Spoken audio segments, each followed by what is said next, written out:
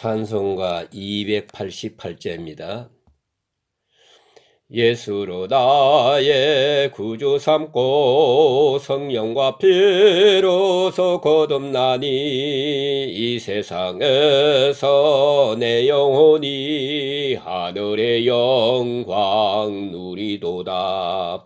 이것이 나의 간증이요 이것이 나의 찬송일세. 나 사는 동안 끊임없이 구주를 찬송하리로다. 온전히 주께 맡긴 내 영 사랑의 음성을 듣는 중에 천사들 왕래하는 것과 하늘의 영광 보리로다. 이것이 나의 간증이요 이것이 나의 찬송일세. 나 사는 동안 끊임없이 구주를 찬송하리로다.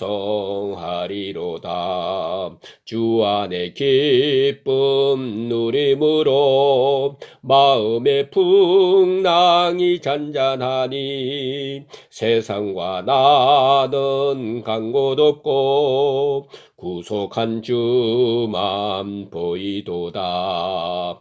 이것이 나의 간증이요 이것이 나의 찬송일세. 나 사는 동안 끊임없이 구주를 찬송하리로다.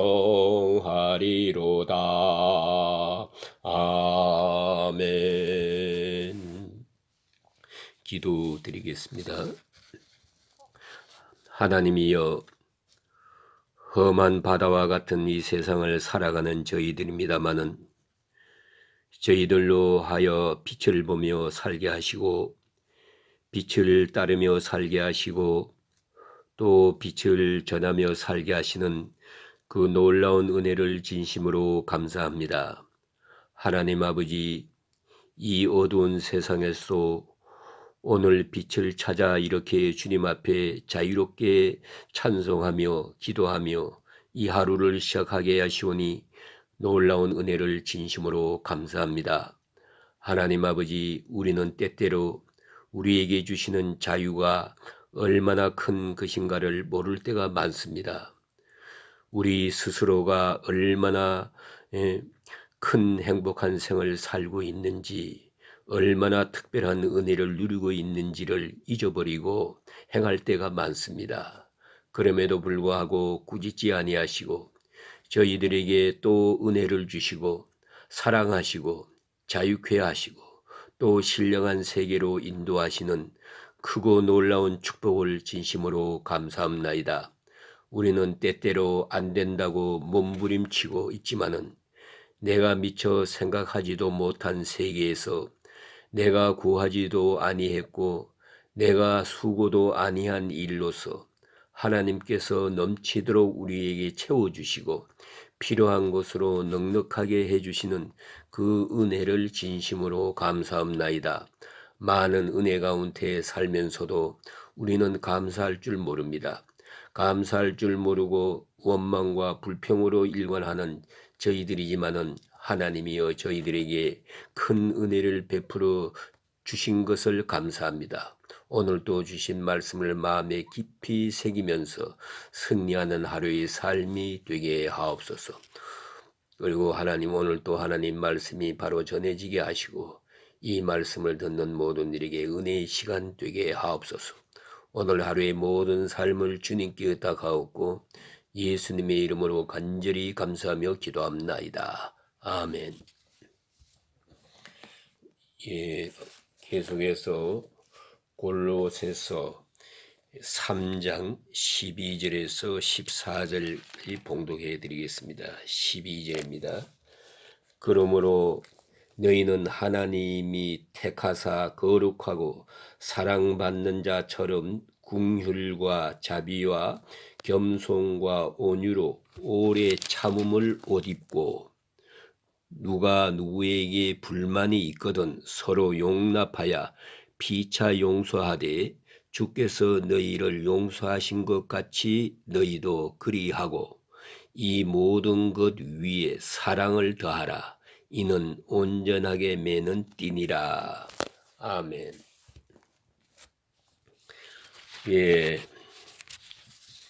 이런 말씀이 있어요. 언제나 정체감이 제일 큰 문제라고 생각합니다. 네. 내가 누구냐 하는 것입니다. 그런 재미있는 얘기가 있어요. 어떤 철학자가 길을 가는데 뭔가 골똘히 생각하면서 가다가 앞에 사람하고 부딪혔어요. 이 사람은 누구야? 도대체 좀 앞을 똑똑히 보고 가라. 그리고 한마디 큰 소리를 했답니다. 그러니까 그 사람이 하는 말이 바로 그게 문제예요. 나도 내가 누군지 몰라 고민하고 있어. 그랬답니다. 내가 누구냐 하는 것을 어떻게 평가하느냐에 따라서 사람은 불행해지기도 하고 또 행복해지기도 합니다. 나의 정체, 여러분 내가 누구냐 하는 것을 어떻게 평가하느냐에 따라서 사람은 이렇게 불행이 갈라집니다. 나의 정체, 여러분 그걸 항상 정확하게 혹은 진실하게 이렇게 평가할 수 있어야 됩니다. 여러분은 어떻게 평가하십니까? 가령 점수를 100점 평가를 한다고 합시다. 내가 나를 평가할 때 내가 50점짜리라고 생각을 합니다. 그러면 내가 그렇게 생각하고 있다면 자 이제 다른 사람들이 나를 20점짜리라고 평가해 주면은 내가 좀 불만합니다. 또 그런가 하면 내가 분명히 50점인데 다른 사람이 나를 70점이라고 합니다. 그러면 불안합니다. 이제 묻습니다. 여러분은 불만이 있습니까? 불안합니까? 불안이 있습니까? 어느 쪽이 고민입니까? 불안과 불만, 자기를 너무 높이 평가해 놓고 그리고 늘 불만스럽게 생각하는 사람, 이게 또 문제지요. 또 그런가 하면 다른 사람들이 나를 좀 바른 평가를 해주지 않는다고 하는 그런 고민 속에 사는 사람이 있어요. 그러나 여러분 아시는 대로 내가 나를 평가하는 것과 다른 사람이 나를 평가해 주는 것이 꼭 같을 수는 없는 거예요. 그게 어떻게 같겠습니까? 내가 나를 생각할 때도 늘 똑같이 평가하기 어려운데 다른 사람들이 어떻게 나를 나됨을 바로 이렇게 봐줄 수 있겠느냐 하는 것입니다. 그건 기대할 수 없는 거예요. 그러니까 넘치게 평가해서 나를 불안하게 만들기도 하고 또 나보다 좀 낮게 평가해서 나를 불만스럽게 할 거예요. 그건 각오해야지요. 문제는 자기 정체입니다. 내가 나를 어떻게 평가하느냐에 대한 진실입니다. 그리고 확실하고 이건 넉넉하게 생각하면 다른 사람이 평판에 대해서 신경 쓸 필요가 없습니다. 이렇게 말하면 어떻고 저렇게 말하면 어떻습니까? 그게 중요한 게 아니에요. 내 정체에 대한 바른 인식이 확고하면 흔들릴 필요가 없습니다. 여러분 그런 것 좀 아시지요? 내게 좀 내실이 충실한 사람, 남의 얘기에 대해서 신경을 안 쓸 뿐더러 옷을 입는다든가 하는 문제에 대해서도 별로 신경을 안 씁니다. 뭐 무식하다면 어떻고 유식하다면 어떻습니까? 내가 나됨을 내가 알고 있으면 되니까요. 그래서 말입니다. 만약에 시각장애자 보고 시각장애자라고 하면은 아주 화를 냅니다. 그러나 눈뜬 사람 보고 장님이라고 해도 화내는 사람 없어요. 여러분 유식한 사람이 여기 있는데 그 사람 보고 누가 어찌다가 실수해가지고 예의 무식한 놈 그것도 몰라 하고 소리 질러도 끄떡 안 합니다. 그건 자네 실수지. 그래 생각하고 그만입니다. 그러나 정말 난 놓고 기억자도 모르는 사람, 그 무식한 사람을 보고 무식하다고 했다가는 정말로 생사결단하자고 그래요. 결국은 나의 정체에 대한 자신이 없다는 거지요. 내가 나름대로 튼튼하고 나면 남들이야 뭐라고 해도 문제가 안 돼요. 크다면 어떠고 작다면 어때요? 뭐 작다고 하면은 이 사람은 나폴레옹 봐라 얼마나 작냐. 예? 그러면 그만이지. 유명한 사람 다 작습니다. 예? 키 큰 사람 별로 시원치 않아요. 에이브람 링컨 하나만 빼놓고. 예? 그렇거든요. 왜 이렇게 남의 평판에 대해서 시원치 않는가? 예? 자기 정체에 대한 확실함이 없어서 그래요. 예? 그 아이덴티파이라고 합니다. 예? 그리스도인이 아이덴티파이에 가장 중요한 거예요. 오늘 다시 오늘 성경 구약으로 돌아가서 그 맥락을 찾아서 설명하고 있는 것입니다. 아브라함, 예? 하나님이 아브라함을 선택했어요. 아브라함의 정체는 하나님의 선택에 있는 것입니다. 예정과 선택은 다릅니다. 분명히 알아야 합니다. 그 설명은 이 시간에 말씀드리지 않겠습니다. 하나님이 아브라함을 선택했어요. 아브라함에게 별도 자격이 있던 것도 아닙니다. 아브라함 족보로 보아서는 그는 아버지하고 할아버지로부터 우상을 섬겼다고 전설은 말합니다. 심지어는 우상을 만드는 집이라고 했어요. 그러나 하나님께서 아브라함을 불렀어요. 그러면 아브라함에게 아무 별도의 자격이 없어요. 아브라함의 특별한 사람이기 때문에 부른 게 아닙니다. 불렀기 때문에 특별해진 거예요. 그 점을 깊이 생각해야 합니다. 나는 아무 자격도 없는 사람인데 하나님의 부름을 받았다. 이게 선택입니다. 소위 선택의 교훈입니다. 우리가 아브라함의 역사 속에서 보면 아브라함은 그 선택받은 자의 정체 의식을 가지고 삽니다. 나그네 생활을 합니다. 한평생 발붙일 만큼도 땅을 얻지 못하고 방황하면서 살지만은 나는 선택받은 사람이다. 나는 하나님이 특별히 선택받은 사람이라고 하는 그런 마음으로 삽니다. 요새 이런 사람을 가리켜서 지도자라고 그럽니다. 다른 사람이 영향을 끼칠 수 있는 사람, 조용히 있어도 표본이 되는 사람, 말이 없어도 다른 사람에게 감동을 줍니다. 그런 사람으로 아브라함은 한평생을 살아갑니다. 이게 선택된 사람이에요. 하나님께서 아브라함을 통해서 당신의 덕을 선전하고 아브라함을 통해서 하나님이 살아계심을 항상 나타내곤 했습니다. 하나님과 동행한 사람입니다. 하나님과 동행할 뿐만 아니라 하나님이 그와 동행했어요. 그래서 그의 생애 전체가 곧 하나님이 함께 하시는 생으로 그렇게 표준적인, 증거적인 혹은 신학적으로 말하면 상징적인 그런 생을 살게 됐다 그 말입니다. 조금 더 깊이 말씀드리면은 계시적 생을 살게 된 것입니다. 그래서 그와 하나님과의 관계, 그 만남, 그 행위, 그 전체가 그대로가 하나님의 말씀이 되는 것입니다. 그래서 오늘 우리가 아브라함의 생애를 읽으면서 하나님의 말씀을 듣는 거예요.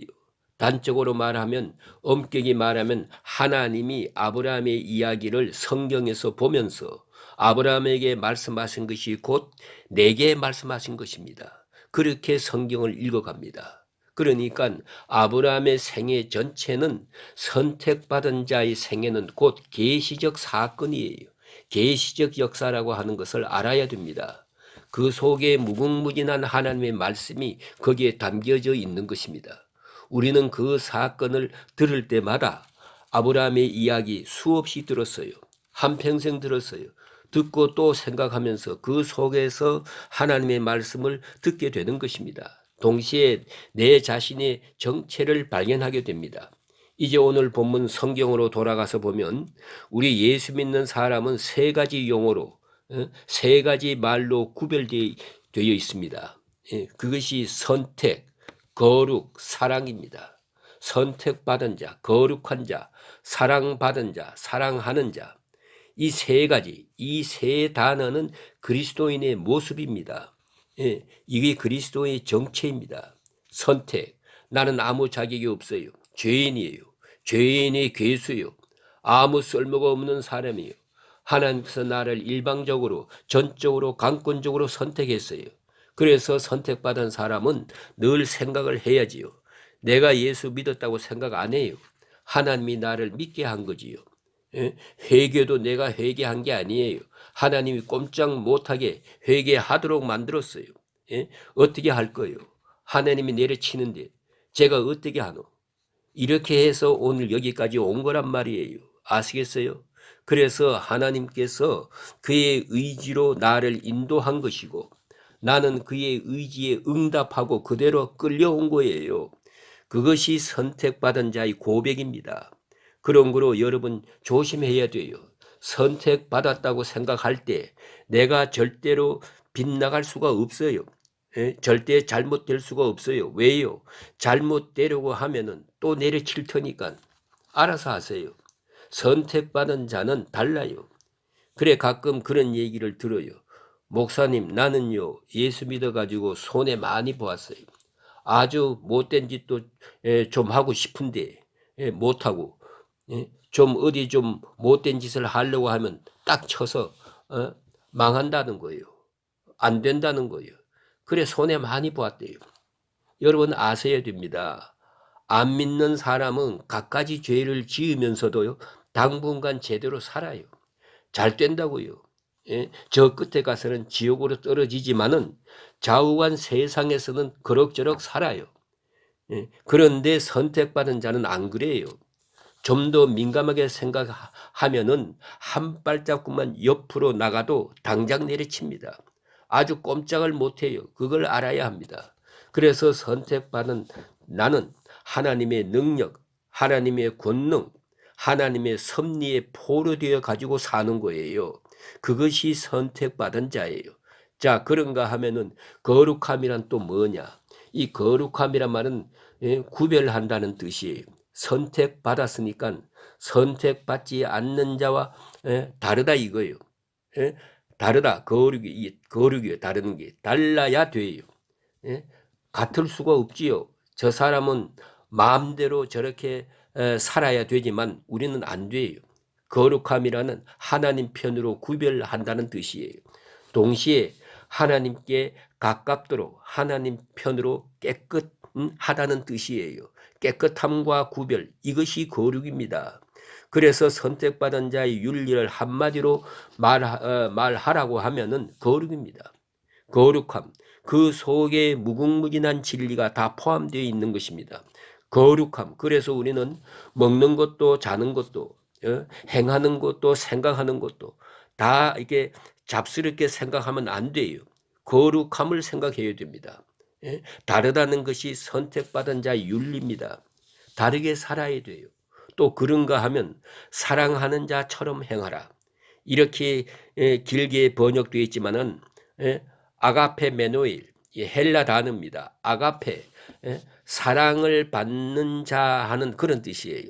선택받은 자, 동시에 사랑을 받는 자예요. 그 속에 절대적 사랑이 계시되어 있거든요. 그렇기 때문에 이제 내가 사는 행동, 선택받은 자의 길에는 내가 하는 모든 일이 다 사랑이에요. 하나님이 나를 병들게 해도 사랑이에요. 실패하게 해도 사랑이에요. 또 어느 때 내가 죽어도 하나님의 사랑이에요. 그걸 꼭 잊지 말아야 합니다. 나는 사랑받은 자다. 나로 하나님의 사랑을 특별히 받은 자라고 하는 것을 단 한 번도 잊어서는 안 됩니다. 이런 일 당해도 저런 일 당해도 그저 미처 깨닫지 못하고 있는 것뿐이지 그거 다 사랑입니다. 이건 하나님이 나를 사랑하기 때문에 이런 일이 있다. 그 마음으로만 사는 거예요. 이 사랑에 대한 의심을 전혀 없는 거예요. 여러분 그렇지 않습니까? 가정에서도 보세요. 자녀들 효자라고 생각해 보세요. 부모님과 나와의 관계에서 부모님이 나에게 어떻게 돼야 되는지 그거 다 사랑이 아닙니까? 그래 아이들 가만히 보면은요 막 밀쳐 엉덩이를 갖다 미쳐도 엉덩이를 갖다 들이대잖아요. 우리 어머니가 나를 사랑할 거다. 우리 아버지가 나를 사랑할 거다. 조금도 의심이 없다고요. 그리고 마음대로 행동하는 거예요. 이게 바로 선택받은 자의 윤리입니다. 그래서 선택받은 자, 하나님의 사랑은 어떠냐? 선택받았다는 정체감, 거룩함이 모토가 되어야 돼요. 항상 사랑받은 자다 하는 그 느낌 속에 사는 거예요.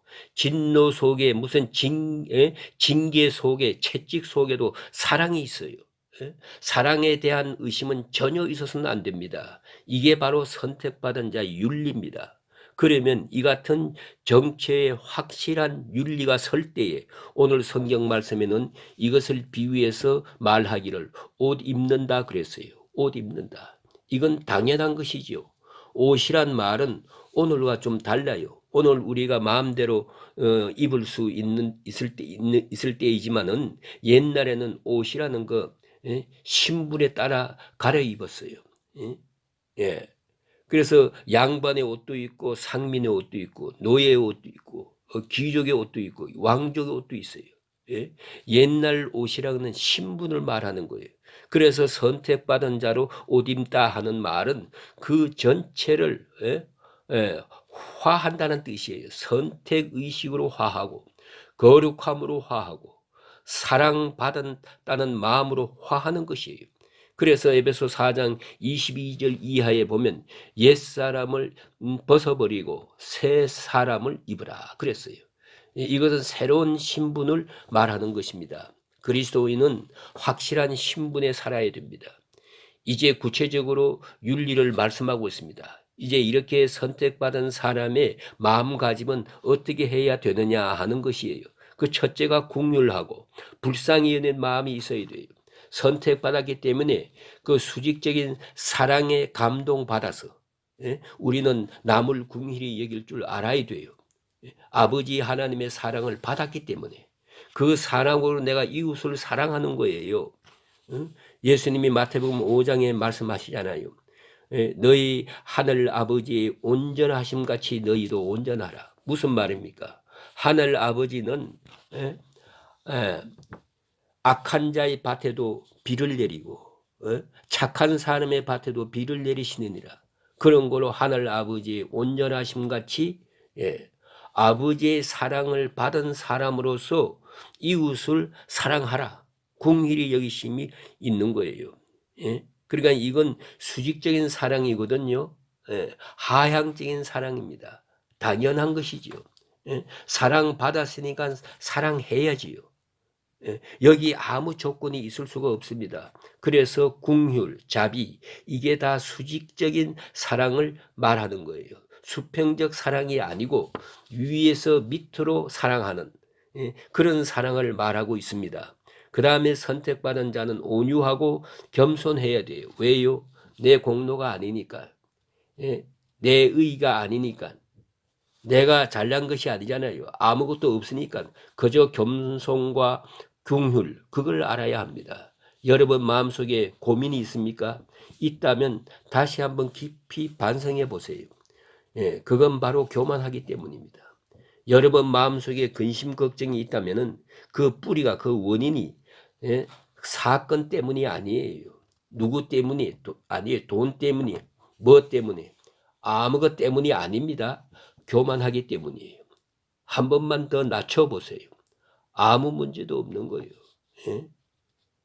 교만해서 그런 거로 윤리 중에 기본 윤리가 겸손이에요.